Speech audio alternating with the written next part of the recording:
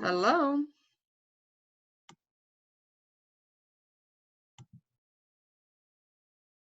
How's everyone? Okay, very good. Are you ready for the semester to end? Are you aware that semester is ending this this week? Or for the semester to end us. Uh-oh. Come on. Is it that bad? How many other classes are you taking? Just regular end of the semester, so everything comes together for True, this. true, true. And you know, that's what deadlines are for. So there's that. How's everybody else? General silence. Okay. Okay. Bernie? No? I thought Bernie wanted to say something. No? Okay, well. Let me share my screen. So just a very quick recap. So last time we were looking at Lattice-Boltzmann simulation, and you all got a little assignment to kind of process a file of your choice. And I basically compiled a gallery of submissions, not in this, so I'm gonna show them, or I thought I did. Ah, they're all here. All right, so let's see.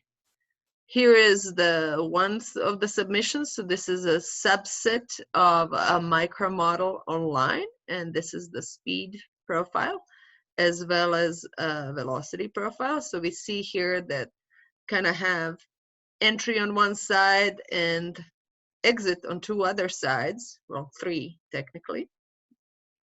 So the streamlines also show how you go from one side to the other. So this is one thing to be careful about. This micro model was actually processed from a slice of a microtomography image and then processed to make more open. And at this point, you actually know how to create these masks. So if you ever have either you get into production of micro models or you have a friend that does, you know everything that there is to know in image analysis to actually create a micro model that is a little more open by using both erosion as well as watershed algorithms to separate these grains. So that's what was done here prior to creating a mask, which is essentially an image like this that you either use for, so the way micromodels work, you put a film, and where the grains are, the surface is protected from leaching, and the other parts, typically hydrochloric acid, basically creates a groove in the surface, and then you attach a top surface and take that micro model to the microscope and attach the fluid inlets and outlets to this as well. And you can then do experiments. This is similar to the, if you remember, we visited Dr. Bensong's lab, which now appears like it was centuries ago, but it was at the beginning of this semester while we were still on campus. So this is one example. Then another entry was actually our familiar cross section of the of Ketten limestone, and again we see entries and exits here. This one is blocked. Yes, so this is an example. Then this was a maze, circular maze, and one portion of it can be taken as a, so you can either go through entire circular maze and let the fluid find the way out if you don't want to do it yourself in your free time, or the portion of it, similar thing. There's streamlines. Let's see what other submissions I have open. I think this one, okay, is already open. This one was very similar to the one we did in class around circular grains. And then, let's see, the aha around here. Aha, what happened here?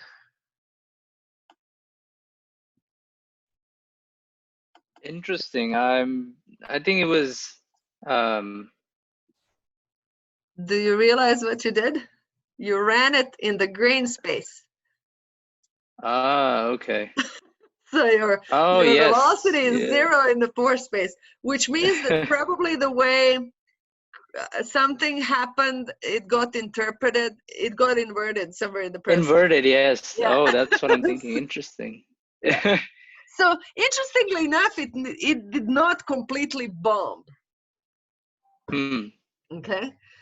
Because technically all of these are disconnected from inlets and outlets, and you're well, numerically you're pressurizing them. Yeah. It happened in the grains, yeah. Yeah, it did not explode, even though it did not have a way to flow out. By the way,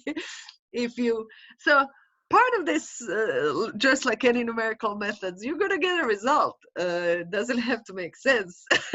This numerical method doesn't know what you wanted to do. So you have to be careful that you actually run it in the phase that you wanted to run it in. And here, so you see that the zero velocities are inside the porosity, inside what should be pore space. And the non-zero ones are inside the grains. So you just inverted it in the process. All right, so this was the gallery. Which one? I'm missing one. Javier's. Where's Javier's? Let me open it up.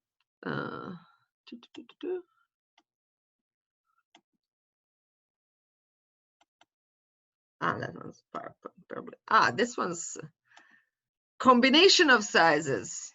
So we have some processed Ottawa sand, and then the fine sand next to coarse sand. And then this is basically the speed profile that you get through it. This looks cool. There's a little more structure to it, and this would be the streamlines. Heterogeneity. All right, and you can see, of course, by streamlines kind of bunching up. They're typically the way they're plot at equidistantly. So if you see multiple of them crowding in an area, that basically tells you that there's a path, a major path through this pore space that has formed here at the bottom. And that basically takes the majority of the flow. All right, excellent. I enjoyed this little gallery of your submissions, and I hope you did too. So let's get back to our, before I start getting back to the lecture, one short announcement. I will have to participate in a meeting noon till 1 p.m. on Wednesday. So we will start our lecture half an hour later. Is that okay with everyone?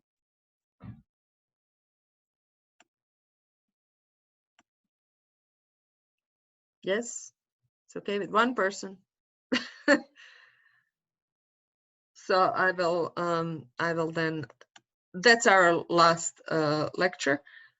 I will see though, I might actually ask, so I will discuss, but I would like to be there for that lecture anyway. So I might ask Javier to actually present on Wednesday, but I'll still like to participate. So I'd like to move it to 1 o'clock if that's okay with everybody. So basically move by half an hour.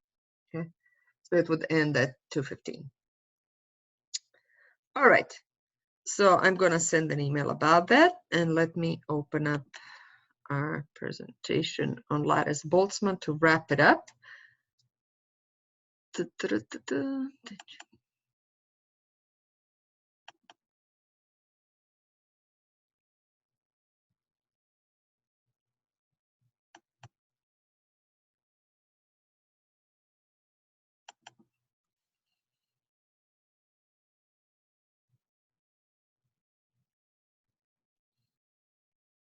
Okay, so everybody got a chance to try Lattice-Boltzmann methods. If you actually look at the code that I gave you to use in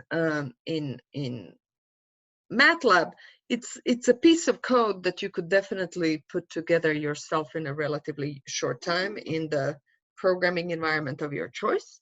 However, on a regular lattice in 2D, however, the getting to equilibrium by advancing this Lattice-Boltzmann equation takes quite a long time, and the more complex your pore space is, so the more nodes that you have and more surfaces that you interact with through bouncing off the walls, that can actually take quite a bit of time to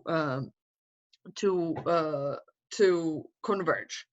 That's why if you actually want to use this for your research, then you need to go to a parallelized version of the software. And you have probably experienced already just by running these relatively small examples in 2D on your laptop, you have experienced some limitations in how long it takes to actually converge. So in that sense, that's something that you have to take into account. And you need to go and find the parallelized version.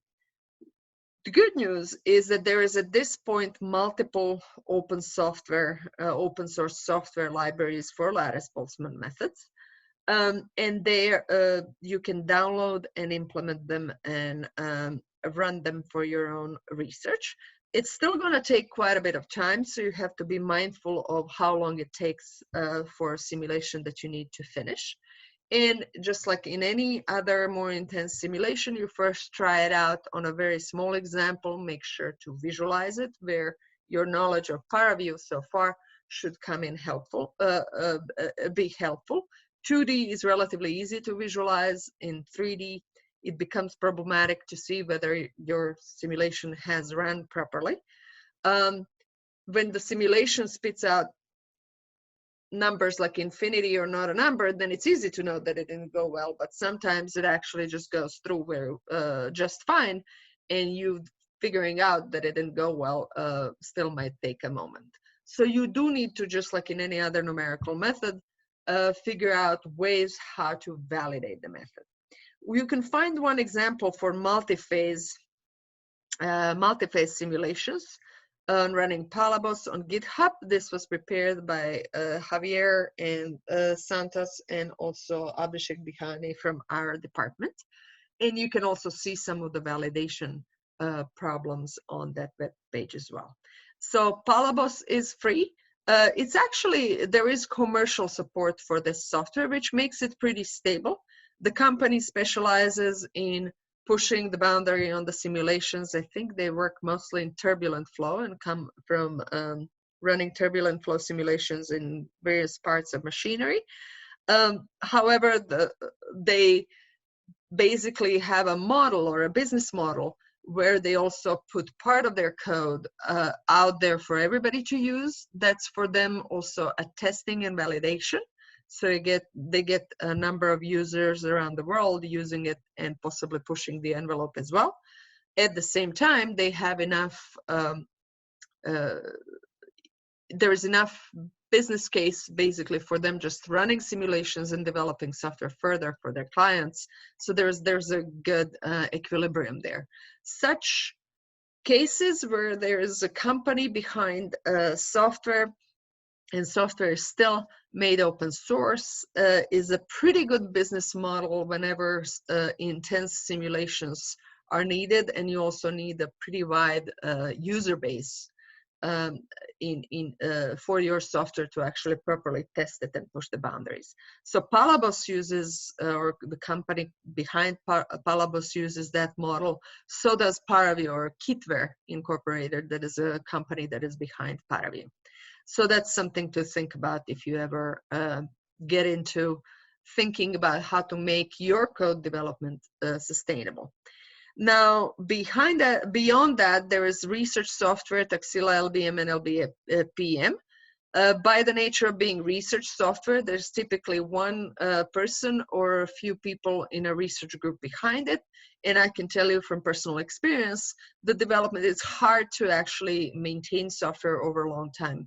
So in that sense, putting a business behind it will make it more sustainable. So because of that, I have not personally had a success in compiling Taxila LBM. But it is parallelized software from a national lab. And then there is James McClure is actively developing LBPM, and it's also open source and available for use. There's also a tutorial. This code scales really well, both on MPI and GPU. That at the same time makes the code in itself slightly harder to read and modify. So you typically need the help of developer to do that. So that's something to think about, and it really applies broadly beyond just this particular type of software. Okay, and if you want LBM from my group, there is a better version available. We specialize in nanoporous flow, so nanoscale flow. And Ying here is a specialist in using it, right, Ying? Are you around? Yes. There you go. So you know the person who knows ins and outs. Okay, so we have gotten our exercise. So just some concluding comments. I will not go into more details than that. If you compare different models, the one that I explained, which is called LBGK or BGK method, is easy to implement. And every time something is easy to implement, that doesn't make it the most advanced one. So for better stability and for results that do not depend on which tau, if you remember, tau was a viscosity-like parameter, or rather it's a parameter, single relaxation time that is used as some sort of in relationship to viscosity in these BGK models, and this is the relationship. That model, BGK model is not the best one, because basically for different viscosity used, you kind of get different permeability, which should not necessarily be the case. Now, a little more stable results are those with MRT method. And this is one of the older studies on the topic from 2006. If you need a multi-phase model, I will just point out the complexity without going into details. And this is actually the link that I mentioned to the use of Palabos is for this one of the versions of these multi-phase models. So here's the complexity. You will, for each node, have one population of those Fs to represent one fluid, and another. So if, let's say that we had a 3D method that was D3Q19, that means 19 of fluid 1 distributions and plus 19 of fluid 2. So suddenly you're doubling the memory. Okay. Now there's also going to be a forcing term added to the equation that basically arises as the to separate the fluids together, and also impose this GC term can be scaled to impose the contact angle between the fluids. And there is ways to do that. It's just that I point out to the complexity of it, so it can take quite a moment for it to equilibrate. Even if a single phase permeability was long to equilibrate, then it's gonna only take longer for the 2-phase. Now, technically, in theory, 3-phase flow is possible as well, by essentially using the same extension and same equations. I have seen only 3-phase flow in 2D.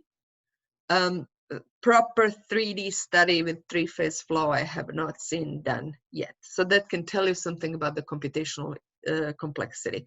We're still, quite frankly, busy validating 2-phase flow on a representative elementary volume of a porous media that are of interest. That said, this two-phase has been around for a while now, since there was quite a bit of work in 2005 to 2007. Okay? And then you need to, whenever you run something like this, you need to validate it. So this is one example for vetting and not vetting cases. Basically, there is that term, adsorption term that kind of gives preference fluids to each other or the surface and relative to a solid surface, and can be adjusted to reflect a contact angle. We have recently in my group, actually, you have played with the 2D code by Rui Zhu. Ray has worked on adsorption. So these terms can be used to model sorption on nanometer scale.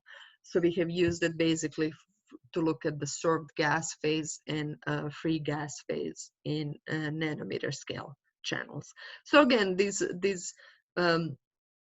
terms can be adjusted to model different types of physics. And then this is an example from a validation of this method, so you can see the variety of contact angle can be approached. And technically, there's a correlation between the contact angle you'd like and how you should set these adsorption terms in your equations. Okay. This is another example. This was actually from Chris Landry's PhD work back in the day. And this was an example where he was both running experiments and did the simulation. He had a fractured material and imbibition from a fracture into the matrix. And he did it in sintered glass or crushed glass. So that created a medium that can be imaged. So this was example where you had X-ray imaging of the pore scale process, as well as simulation to match it. And matching is not always trivial. So this is an example of this flooding from the fractured surface into the both left and right matrix. And matching is not a necessarily easy thing to do. So this is just a warning in general in any type of research, because the simulations are typically more limited in terms of memory, in terms of the size of the sample that they process. And you have to somehow make sure that the boundary conditions that you put in simulation, that they're actually reflect the reality well. And you really know the reality on a larger sample or on a different size of a sample than you can actually image. So that's something that is always there. So with that in mind, basically the differences between experiment or the similarity between experiment and the model is pretty good. It's not ideal, but it's pretty good. And you can see that there's a little bit of more jumpiness, if you will, in the model. This is due to the size of the problem. This is from 2012 or so. So this was a pretty small sample size, okay? And you can see that this required nearly 2,000 processors for 30 hours, okay? So that's computational expense. Now that's better today, but you still want to process much larger size. And it's pretty common to still work in sizes that are about 250 cube in terms of the numerical number of numerical cells to 500 cube. The problem is that you need multiple saturation levels. So it's not that you're running just one simulation. You need to equilibrate at different stages, for instance, of capillary pressure and so forth. So that can take a moment. There's some more recent developments for nanoscale. This is something that is literally in development. Part of the problem is that on nanometer scale, such as unconventionals and shales, we need to adjust the boundary conditions. So whatever we had working or representative of physics on micron scale, is changing. And frankly, I don't know that we're close to two-phase flow, or that we even know what properly two-phase flow looks like on nanometer scale. Suddenly, things that we have ignored so far near the wall, such as double electric layers and so forth, we have to actually take into account. So in that sense, it's a complex situation to look into. And that is actively worked on across the world. Okay, so this basically ends my presentation on lattice Boltzmann. I have already introduced some two-phase topics with lattice Boltzmann. I'm going to introduce one more, which is a method that is near and dear to my heart because, well, I developed it. And it was back in the day when lattice Boltzmann was even more expensive to run than it is today. I have developed a sort of a shortcut to intense simulation of Navier-Stokes equation by looking at flows that are dominated by capillary forces. So I'm going to introduce that. I'm just going to make sure that I know where my videos are. So videos are unfortunately not properly linked. I moved the files and that killed the links in my presentation and not on time to fix them. Okay, so we will start with level set methods for segmentation and modeling capillary dominated flow. The title is pretty actually wide-ranging immediately, which points to the class of methods that in itself is very wide, and those are level set methods. So I'm going to show some very limited applications for segmentation and mostly for capillary dominated fluid flow or fluid displacement. Displacement part, like there's only one fraction or one subset of level set methods that are dealing with the flow.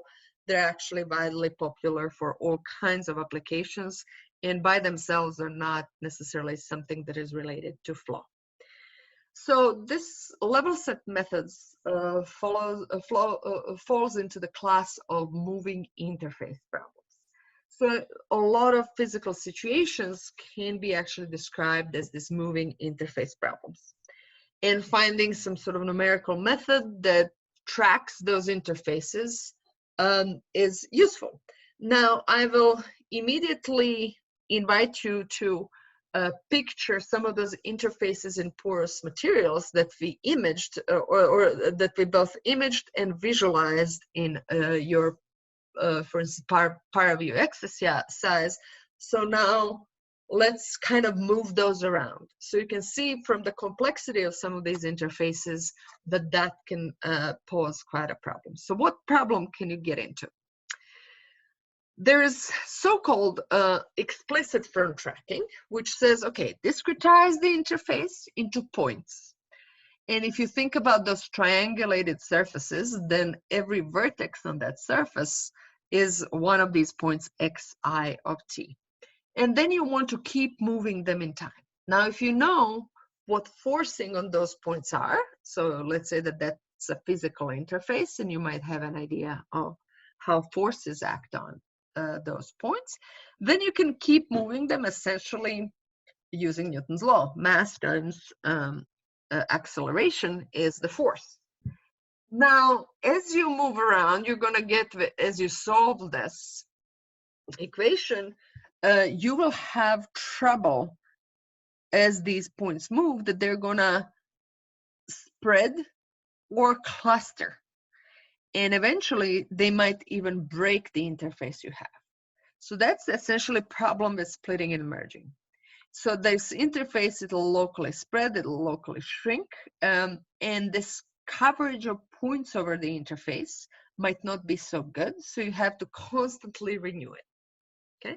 So this is basically an example of that. So let's say that you had the original interface here in red, and let's say that this was your discretization. And let's say that whatever it is that you applied to this, some sort of physical movement, and you decided that these points have to all, these are their new locations, are on the green line. So as this interface spreads, you suddenly have a much worse coverage of the screen interface. So you're kind of losing resolution in a sense, and you would need to kind of reevaluate it and maybe add some points in between to actually have a proper coverage of the interface so that you don't lose accuracy. The methods that explicitly track fronts in various applications are front tracking methods. Now, this is the curious part of life in general. I have graduated from Applied Math and Statistics Department at State University of New York in Stony Brook. Okay, so this is my alma mater university, and they have one of the best codes, parallel codes. This gets really expensive, and specifically if you have interfaces that are unstable, gets super expensive. So back in the day, I started working, and then I moved the groups to Porous Media Group and moved away from these applications. So I graduated from Stony Brook University without working on explicit front tracking, even though I was kind of slated to do so, but I changed advisor. Now I came to University of Texas, and after coming to University of Texas as a postdoc, I developed a LevelSet method, which is essentially competing method to explicit front tracking. So in an interesting turn of events, even though I actually really successfully applied LevelSet methods to the applications in Porous Media, I never have given a talk at my alma mater for, I guess you could call it political reasons, because they don't appreciate LevelSet methods over there. So what do LevelSet methods do? They embed original interface into a higher dimensional function. Now that sounds like a little possibly abstract. So let's say that this is the interface, such as the one here, that you're trying to move. Now, if you embed it in a higher dimensional function, this is essentially, this is the time dimension, or some sort of time-like parameter dimension is crossed here. So you have embedded this thread into this function, so you possibly have an evolution from a point, and you keep spreading. Okay? So now if you evolve this surface, higher dimensional surface, and basically solve the problem in a higher dimension, then you will not have issue of this explicit front tracking. You will just evaluate, okay, where's this interface of mine now at a different level. So this was the original level, and this is the new level, and this is some level in the past. Okay, so it certainly comes at an expense, but you don't have to figure out how to split and merge different interfaces, which I call surgery. Now, if you think about porous media applications, that splitting and merging can be pretty painful. That said, I'm going to say that by now, this is relatively recently, you can download the code that will do this in parallel for you. So, so things are always advancing. Okay, so this is in contrast. So this moving interface problems are in contrast in general to what you would call particle methods, such as this lattice-Boltzmann, where we were kind of moving populations of particles and solving physics related to it. So I hope you see sort of like the difference in how things are moving, evolving.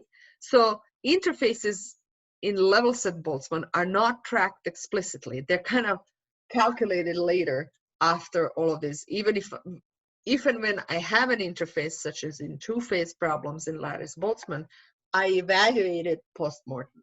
So it's sort of a result of all of these particles moving around. We haven't touched upon smoothed particle hydrodynamics methods. That's another class of methods that is kind of moving particular distributions around, but they also work similarly. Okay, so now basically, I will show in examples that follow that if I have a capillarity dominated application where I ignore viscosity, so that's, does everybody remember what is a capillary number?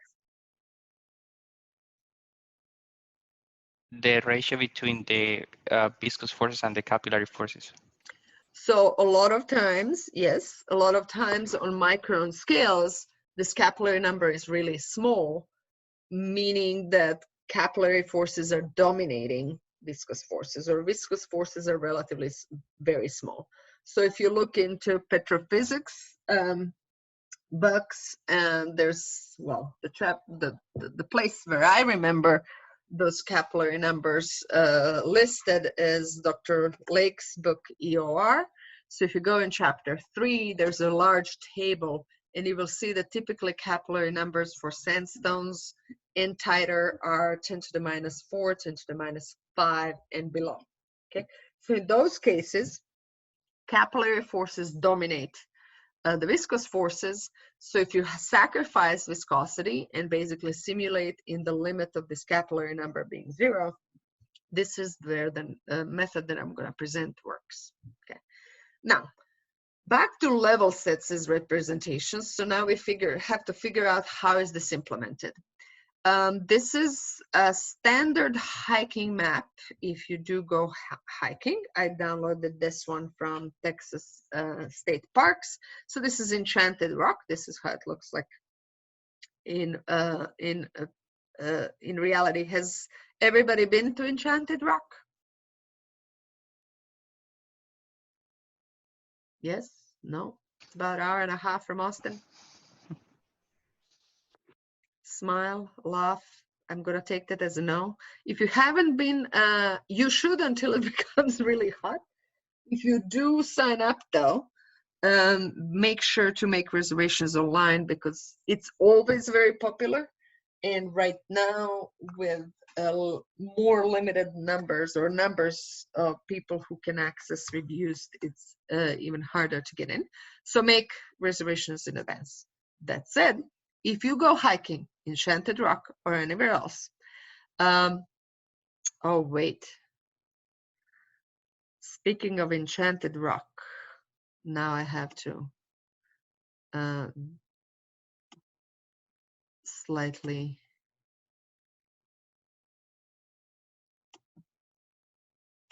if you remember, one of my backgrounds that I often use is from Enchanted Rock, and this is why my son's skipping on it.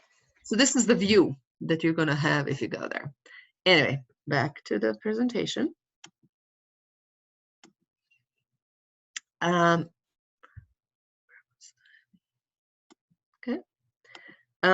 So if you go to any hiking map, you will see so-called contours. Okay, so these contours are contours of the height function.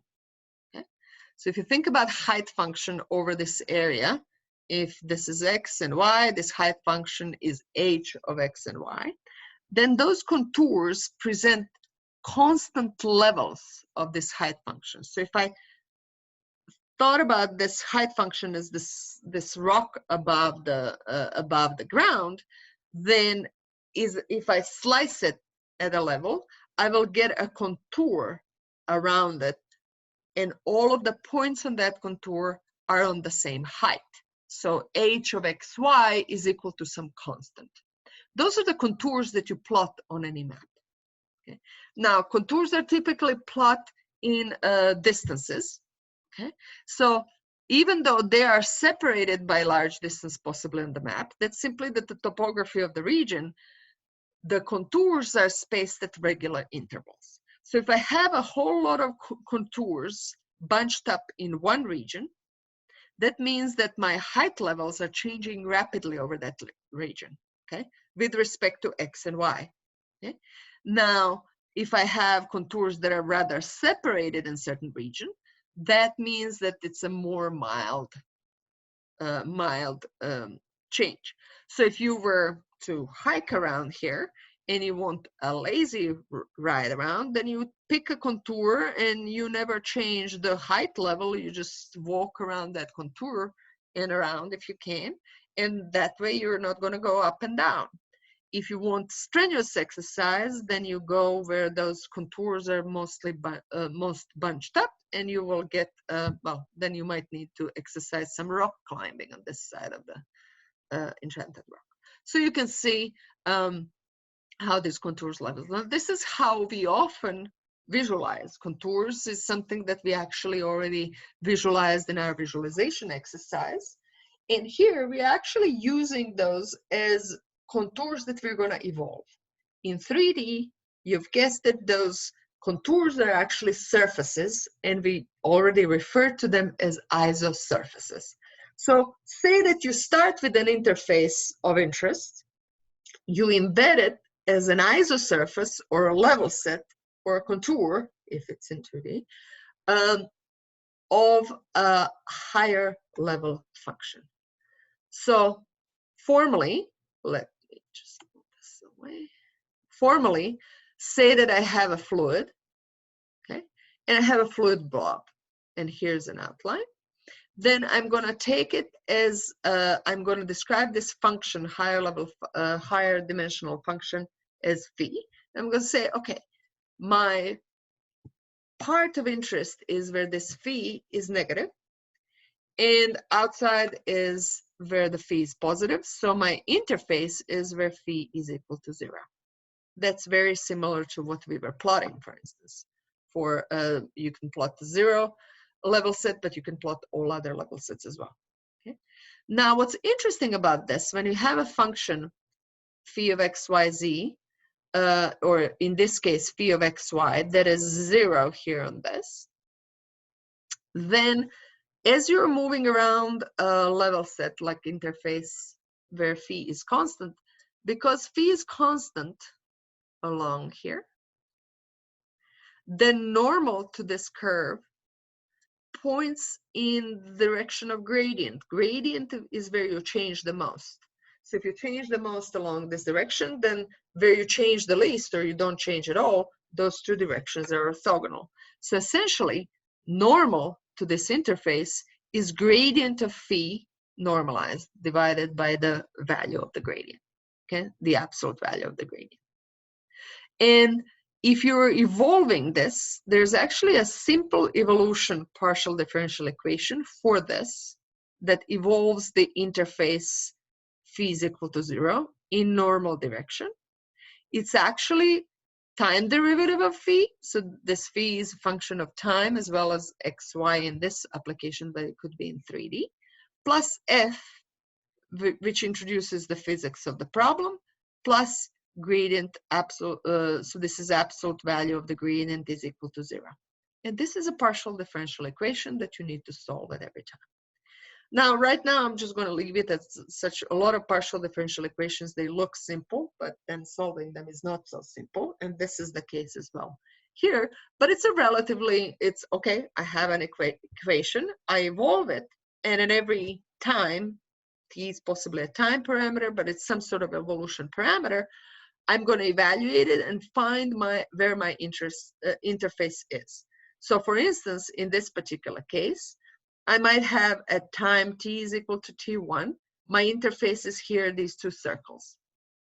And this is, you can see how I'm embedding my evolution into a different, so I'm evolving this interface in higher dimension. And as it evolves, it becomes this blue one. And all I do is like I just slice it again at 0 and find where my new interface is. So at some later time, t is equal to t2, here it is. And you can see that you seamlessly, basically, because you're benefiting from putting this into a higher dimension, then basically you seamlessly went from 2 interfaces into 1. So there was basically a merger between of these 2 portions of the interface into 2 without really doing much. I mean, you just solve this equation. So this works in any dimension. We care about 2D, 3D, maybe up to 4D, and can deal with up to 4D, but in itself, this works in any other dimension, and there's no special treatment that you need to do to go from this step to this step. If this was a front tracking interface, I would have to figure out, here when they touch, I have to say, oh, I have to now somehow merge this and evolve into a single interface, which can be a problem, okay? So now how do we actually evaluate geometric quantities that are of interest? This normal, as I said, is a gradient of this phi. That's the direction of the largest change of phi, which is where gradient points to, divided by absolute value of the gradient. Curvature is a divergence of the normal. Okay. Now, has anybody here taken transport phenomena graduate class with me? I don't think so. You're all younger, aren't you? Okay. If you did, I don't know how much Dr. Mohanty has focused on this since, but you will know that my divergence is one of my absolute favorite operators, because it's actually, if you remember all of the conservation laws, they have that divergence of something, the divergence of some flux. So what divergence does, it kind of collects surface contributions as you go around a boundary of some physical volume. While here, curvature of the interface turns out to be divergence of this normal, where normal is given as this normalized gradient of a level set function.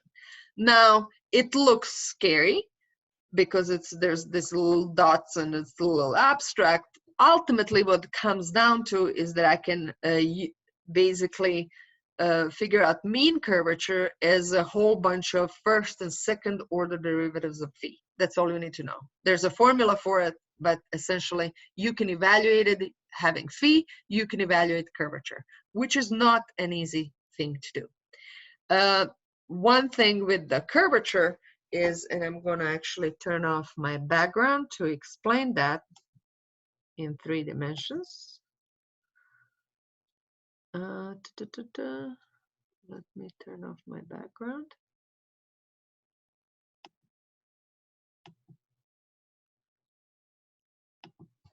Okay, so I will take a piece of paper. So in 3 dimensions, when I have curvature, mean curvature, the problem is that I have 2 directions that I have to evaluate it in. If I have a cylinder, such as this, and I'm going to get back to that in slides later, but I just wanted to point it out here when I first mentioned it. So cylinder is curved in one direction, you can see, and not in the other. So it's actually straight in this direction. So when I look at 2 orthogonal directions, I have a curvature of 0, which is flat, and I have some constant curvature in one of the directions. If I have just a straight plane, I have in all directions, however I look at it, I have no curvature. So that's a curvature, mean curvature of 0. So mean curvature is average of 2 curvatures in 2 orthogonal directions. So when I have a flat surface like this, its mean curvature is 0, because in any 2 directions I slice it, I will get a 0. For a cylinder, I have one of those, they're called principal curvatures, is 0, and the other one is whatever curvature of this circle is, which is 1 over radius. Okay? On a sphere, however I slice and dice a sphere, I will have the same curvature in all directions. So mean curvature is mean of those 2 values, of that one value, I guess. Take it twice. So that's now finding for a general surface, finding curvature is not an easy thing to do.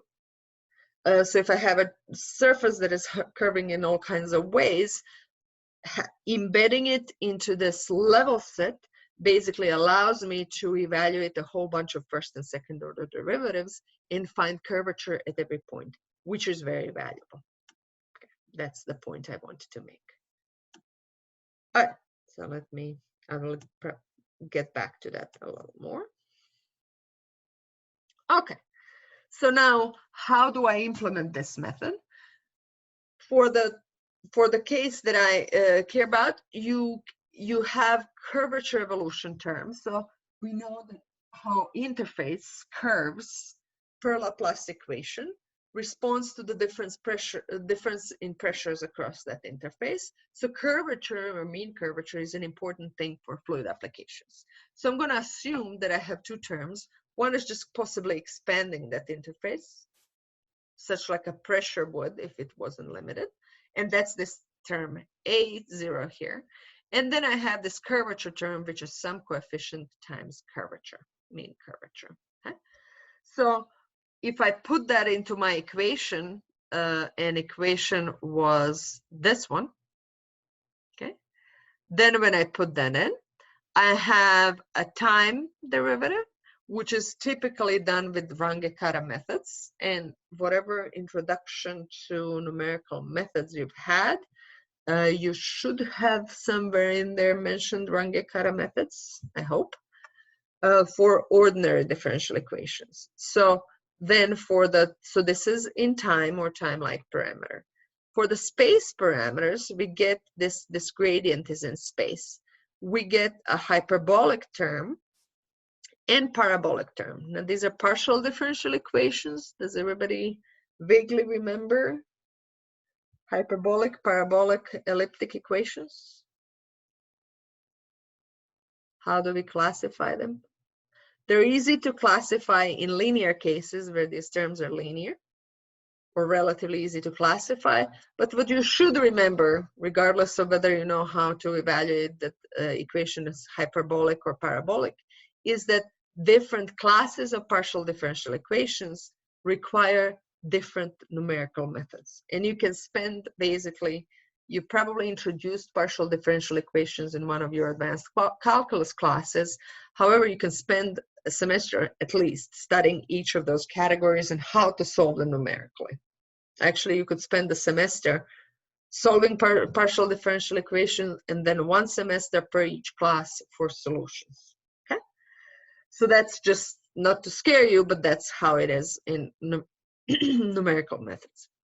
Now, this method will require a little bit of everything. So a little bit of discretization that is specific for hyperbolic equations and a little bit of parabolic. And then there's a time integration using standard ODEs. Good news is it's been solved for you, and we're actually going to hopefully get to trying it out today. But I think if not today, then next time. So there's toolbox of LevelSet methods. There's multiple toolboxes out there. This is one that works in MATLAB. I don't know right now whether there's one in Python, but I haven't looked either. There's also, I have worked with Kevin Chu on combined method, a library that combines C, C++. Parallel part has, since this is the collaboration I had up until, well, active collaboration was until 2011 or so. Right now it's on a back burner. So the parallel part right now is not working on this, but the serial part has been. And this is for Unix-like environments. And it can be downloaded. It's just that I don't think that the parallel part will work easily. Okay, so I have actually used it as a serious part. One thing that I'm gonna mention for LevelSet methods is that there's many functions that, let's say that my phi of x, y, z is equal to 0 when I'm representing an interface.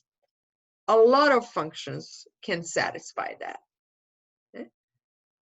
If I multiply it by 2, I get another function, 2 phi, that is satisfying that this equals to 0. So I have infinite number of representations of an interface using this approach. And the one that numerically works well is the one whose absolute value of phi, this is a vector, so of the gradient of phi is 1.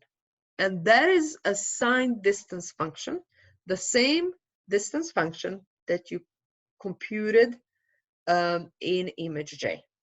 Okay, that one works the best because it keeps numerical errors in check.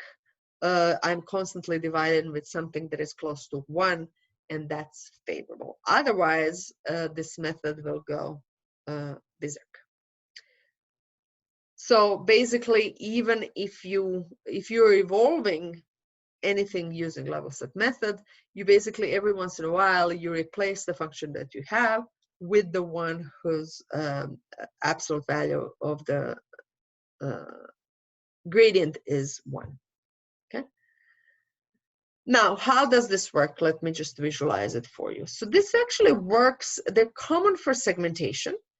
You also start from initial seed, like in any segmentation has some input that you know already. So let's say that you start from interface, and the basic idea is to involve this interface, and as long as you're evolving in space of tomographic values or grayscale values, that is not changing rapidly, so its gradient is small, then you can evolve quickly. If that gradient is large, so that's such as near this change, this is an artery, a picture of a very bad picture of an artery. It's actually, I downloaded it obviously in 2006 or so, so I don't know that this image is still there. That's worth checking. So in any event, if I evolve this interface, I will slow down near a rapid change of the grade boundary, and there's also a curvature term that will kind of smooth out my interface, and that works rather well for relatively smooth solutions to a segmentation problem. So in essence, if you think about it, the solution to a segmentation problem is not just some thresholding, but it's a result of a partial differential equation, and as such, it's smooth. It has to be differentiable. Right? So there is actually, if you want to try it out, you can find LevelSet method on the in image J. So this is from image J, and you basically select. So here I basically in that image of polyethylene that I had, I selected a bunch of regions to start from, and then you evolve them, and this is an ultimate result, and this is then your ultimate segmentation, which you can see how it's a pretty smooth result. Now, depending on whether you choose this region to start from or not, you might not have this as part of the solution. So that's similar to all segmentation methods. It's a little harder to figure out what are good what are the good starting points, and depending on the starting points, the solution changes. Okay. Now, what happens with the capillary dominated flow? Let's say that I want to find the surface such that capillary pressure, which is given, this is difference between non-wetting and wetting interface, is interfacial tension sigma times curvature.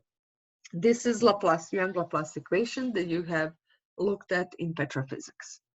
Now, this curvature, mathematically, the mean curvature that is playing actually a role is the one that I described already. So this mean curvature is harmonic mean of radii. So it's 1 over R1 plus 1 over R2, when R1 and R2 are radii in 2 orthogonal directions in 3 dimensions. So I have already exemplified it on a cylinder. So if you have a cylinder, again, we'll have something like that. Well, let's start from the flat surface. If you have a flat surface, okay, this R1 here, the radius of curvature for a flat is infinity. So 1 over infinity is 0, plus 1 over infinity in the other direction, 0. This is a 0. So flat surfaces have mean curvature 0. Now, if you have a cylinder, then your curve in this direction is basically you take the radius, whatever the radius is of the circle that you see. That's your R1. And the other one is the flat one. This one is infinity.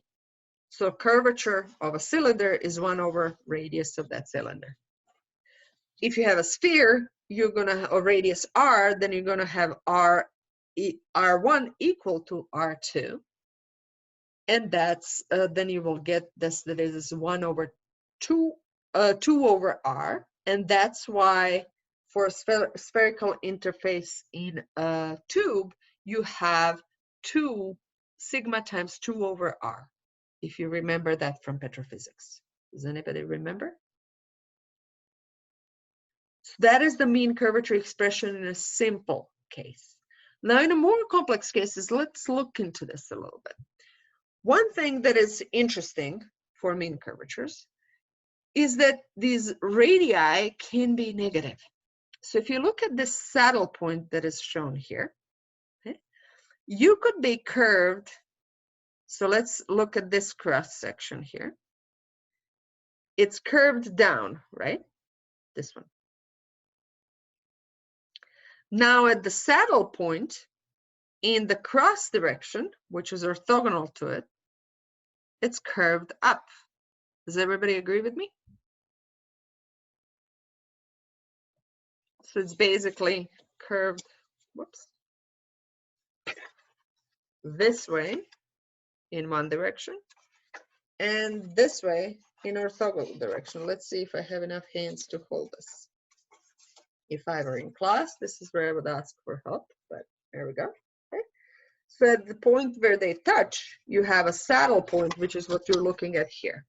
In 2 orthogonal directions, you have curving down in one of the directions and curving up in the other. Okay. Now, technically, those radii have opposite sign. So in terms of mean curvature, let's say that this curving is the same. So you will have 1 over r minus 1 over r, and you will get a 0. So you can just now change r. So this is one possible 0 mean curvature surface, and there's infinitely many. So in 3 dimensions, the addition of 3 dimensions really complicates things in the mean curvature world, but that's the law that the fluids obey. So which of the possibilities is fluid going to find? That depends on the neighboring solid interfaces that your fluid is propping itself against. Let me show you my favorite toy. I believe that I already did.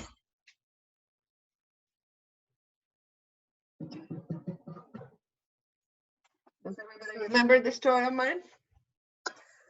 So here I actually have curved interfaces that have equilibrated.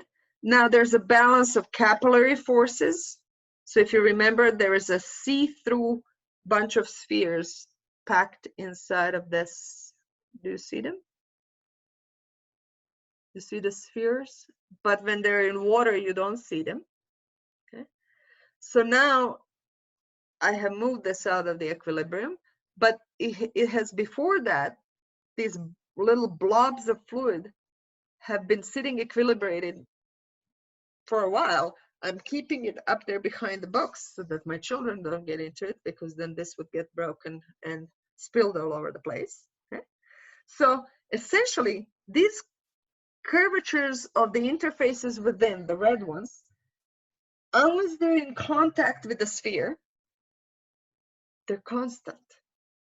And which of the possibilities the fluid picks depends on the neighboring solid faces that it can pin itself to. Okay, so when they're again in this quasi-static moment, when they're sitting solid, the forces are equilibrated and they're likely constant. Now, if we actually look at the individual curvatures, they're not always spherical. Just like I have infinitely many possibilities that give me a 0 mean curvature, I have pretty much infinitely many possibilities that give me a constant curvature, whatever that curvature is. And that curvature is, if my interfacial tension is constant, that curvature is given. It's capillary pressure divided by interfacial tension. So I have infinitely many possibilities for these principal curvatures. This is principal curvature 1 and curvature 2. And actually there's a plot here. This is what you're seeing here in color is the interface between two fluids that is equilibrated. So the mean curvature is constant. It's a single value. But when I break it down to this principal curvature 1 and 2, I get very different. I get variations of both. Okay. So in petrophysics, typically for typical models, we assume constant. We assume that these two curvatures are the same, and that your interface is part of the sphere. It doesn't have to be. It has a variety of possibilities, and that's what makes things interesting in three-dimensional porous media. If you're in 2D, then the only constant curvature that can be is part of a circle. End of story. 2D is almost boring in that sense. But in 3D, it's not the case. So finding these constant curvatures, there is no proof or anything that can tell you, oh, they will exist and they're going to be this and that. Just like here, every time I flip it over, I'm going to get slightly given my different starting point, I'm going to get a slightly different result depending on where fluid goes and where it actually has a chance to equilibrate. If it does, if I shake it out, it's not going to equilibrate inside of the porous medium. I'll be able to get everything on top or everything on the bottom. Okay, so in that sense, that's the beauty and complexity of fluids in porous media. Now, what can this method give me in porous media in terms of simulation? Well, one thing that I can search for, I know that I cannot just find, my interface is not just part of some magical sphere sitting in my porous medium, so I can't find it that way necessarily. But this method can give me a constant curvature surface that is close to the one that I started from. Okay, so in that sense, I can use it in set of quasi-static sequences. So I'm assuming that everybody has taken that everybody has taken petrophysics. So we typically refer to wetting and non-wetting fluids. When non-wetting is displacing a wetting fluid, then I have a drainage. And when wetting is displacing non-wetting fluid, I have imbibition. If I have a capillarity controlled situation, then basically I can think about that displacement as a sequence of quasi-static situations, quasi-equilibrium situations. At each step, I'm equilibrating this interface, so I can assume that I have a constant mean curvature interface if my surface tension is constant. So this is, we're going to use this as part of the simulation. Okay. Now you know where the geometry of this bounding surfaces can come. We have devoted an entire course to it. So I can describe all of the interfaces that we have seen so far. We can describe with the level set. Okay? Specifically, I can find some function that is equal to 0 and find where the interfaces are. So this is what we devoted quite a bit of time to. So I can come from a model sphere packing if I'd like. I can come from an image. You know everything about it. Okay. Now let's say that I have such a surface that describes a static porous medium. So here it's in gray. So I'm going to refer to it as C, my static interface. Now I'm going to basically use that as a boundary condition to the method that I described. So at every point, I'm going to request, hey, find me an interface that has a constant curvature in this pore space. And the way I'm going to enforce the pore space is that I'm going to say, just take a maximum every time this function phi that is describing the fluid. So let's look at this red one. Okay. It's bounding, let's say, non-wetting phase. So it's bounding non-wetting phase. Okay. So I have phi is less than 0 inside of this red curve. and it's larger than 0 everywhere else. And right on this curve, it's equal to 0. Okay, so that's my level set describing the case. So I have a so-called slightly compressible model that pushes that interface inside and kind of approximately finds what should this curvature be to actually enter the medium, approximately. So let's say that that's right here. After that, I'm going to increase the curvature slightly and just recompute using that partial differential equation and using this given new curvature. And then I'm going to find this green line. And then I'm going to increase slightly and find the red line. And I'm going to continue like that. So this is my sequence of equilibrated stages of that function. And then when I get to this magenta, this is the last curvature, after which I'm at the throat in between these two grains. This is the last curvature. So if I increase curvature slightly, I get more curved. Increasing curvature means I get more curved. My radius is smaller, 1/, radius is larger. If I get more curved, I will have no solid surface to pin myself to. And I'm just gonna kind of move through. This is a critical point in this throat. And after that, I just go through. And when I go through, my interface, which used to be one interface, splits into two pieces that are lining those grains. That's essentially a drainage in a throat in between two grains. And all I did to impose this wall boundary conditions, I described my pore space with the level set function, psi, that is negative in the pore space and positive in the grain space. So when I took maximum, if my function phi that is describing non-wetting fluid, if it tried to enter the solid grains, I just take maximum and that kind of puts it back. And at the same time, they maintain, because on this portion of the interface, they're aligned. That means that the normals are the same. If the normals are the same, so are the tangents. And I impose essentially a zero contact angle. Okay. This is the level set method that Dr. Bryant and myself put together back in 2006 when I was a postdoc, and that made me at the time a little bit somewhat famous. Okay, and the reason is that I was able to simulate this using a regular processor, as opposed to using parallel simulation, which at that time was still pretty costly and prohibitive. And one could also visualize this relatively quickly. What happened to my background? Oh, my battery is running low. That's what's happening. All right. So here are some examples for those of you who know a little bit more about pore network models.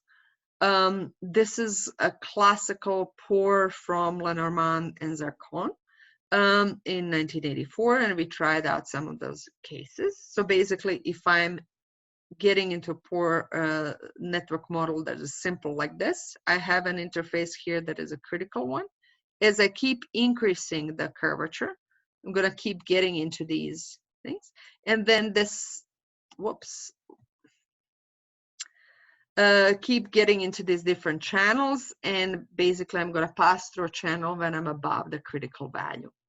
Now, what's interesting in imbibition is that if you're imbibing from two different positions, then you're going to get different results. And this is true in a porous medium, just like in these examples that I show where you get different examples. So you can analyze this. So we're going to just analyze this case for a 2D, and then I'm going to show the rest next time. So let's say that I have an interface that this has gone through.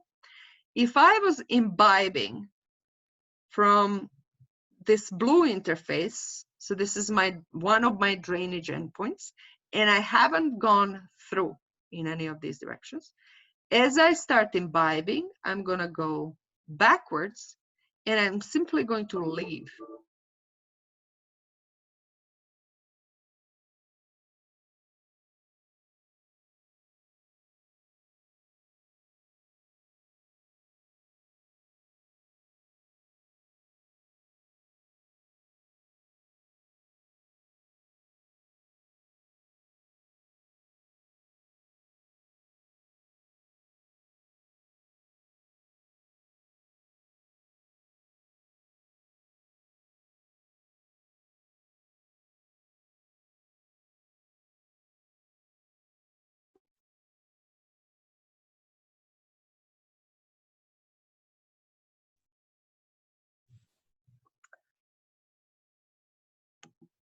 Hello again. Well, so my computer decided it's end of the class. It basically went down, and the cord was not properly installed, so it did not charge. So it discharged and then just decided to reboot. So I'm gonna take that hint and stop, and I'm going to continue next time, and I will post a video after this. So I see you on Wednesday.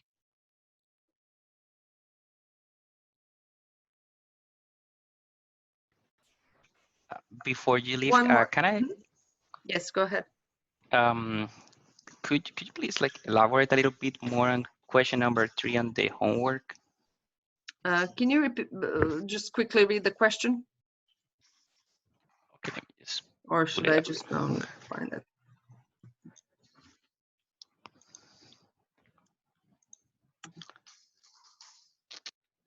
Which one is it? Okay, Whenever you I'm tell just. me number 3 and number 4, I don't know anymore. Oh, the velocity field question, the one that we had to download the data from Mhm. DRP. Mhm. Okay. So just like in any of these, here we go. Okay. Here is the, do you see my screen still? No, no screen. No screen. Let me share the screen. Zoom, zoom, zoom.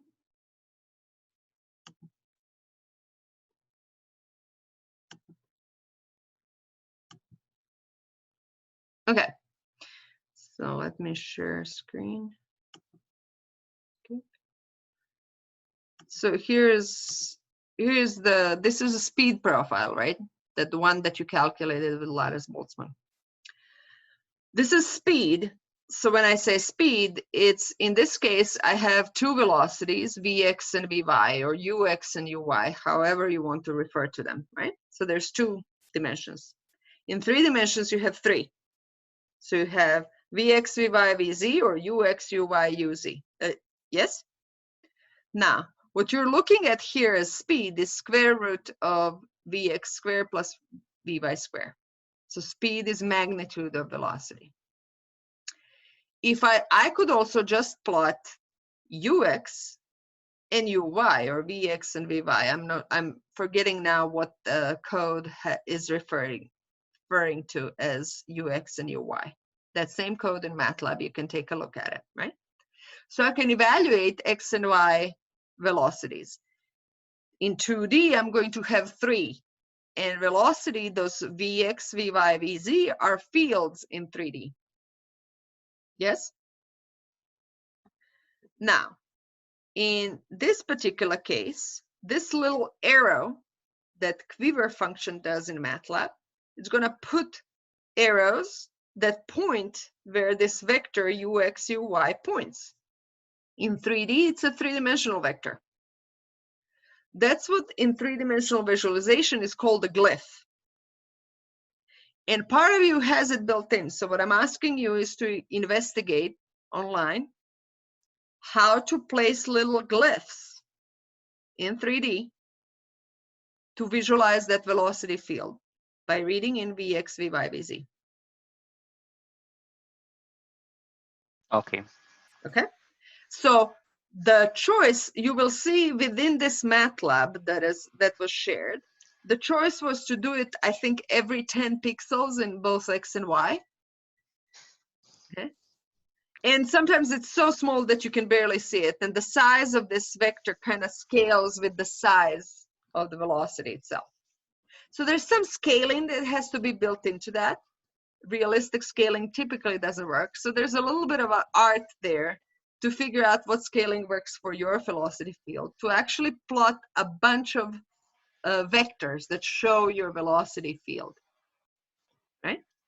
So for any vector field, and velocity is a vector field, which means that it has a vector at every point as a value. Okay? And it could be velocity, it could be physically, whatever it is else that you're simulating. Okay? You can place a little vector at that point that scales with the value, and that visualizes how your field looks like. That also enables you to see whether your simulation was right or wrong. Okay? So it's a visualization exercise. And how, you know, you're going to sample that, again, there's stuff built in, you just have to play with it a little. And you can place a little vector, you can place a little arrow, a little cone, whatever other object. You can place little objects, and those objects are called glyphs in visualization. So you have to explore a line if you're searching for it. You can do it in MATLAB too. This is what was done for you in this example. Okay. So you can do it in MATLAB in 3D. It's just that if you don't want to use PowerView, by all means, you can use MATLAB if that's what you'd like. But then take a subset of those 3D fields and read them in, and use Quiver function. Then in 3D, I think it's Quiver 3, to visualize those in 3D. Okay. And that's going to be similar to what you have already built into as visualization in this lattice Boltzmann problem. Okay. Yeah, I was looking into that function, to that Right. Quiver function. Now, to actually get permeability, what you have to do is integrate, which means sum. Integration is sum in digital world, right? So you need to sum all of the, for instance, to get in X direction, you sum all of the values, and at steady state, however you slice this medium in X direction, when you sum up the flux, it should be the same. Otherwise, it didn't equilibrate, right? Or should be numerically the same, plus minus some epsilon. Yeah? Yep. If I have a steady state flux through this, the flux going through has to be the same. And I have different cross sections neighboring each other, and that's what's kind of balancing out of what can go through a porous medium. So you can also simply sum up all of the values of Ux and divide them by the number of entire medium, and that should be, as an average, be just fine to get your flux through one side. Okay. So you can evaluate permeability. In this case, it makes sense to evaluate permeability in X direction. The way it was imposed, you're not going to get anything in Y. Because the boundaries Okay. are exposed. Okay. Thank you. Mm-hmm. All right. I see you on Wednesday. And I'll send an email about a bit of a delayed start on Wednesday.